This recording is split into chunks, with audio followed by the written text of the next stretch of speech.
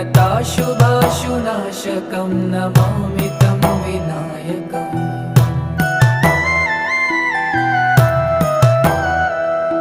न तेतरातिभीकरं नवोदितार्कभास्वरं न मत्सुरारिनिर्जरं न तादिकापदुद्धरम्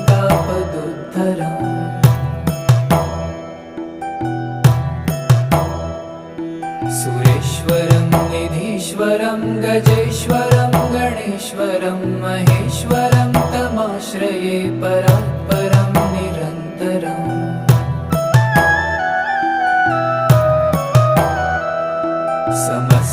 समस्तलोकशङ्करं निरस्तदैत्यकुञ्जरं दरे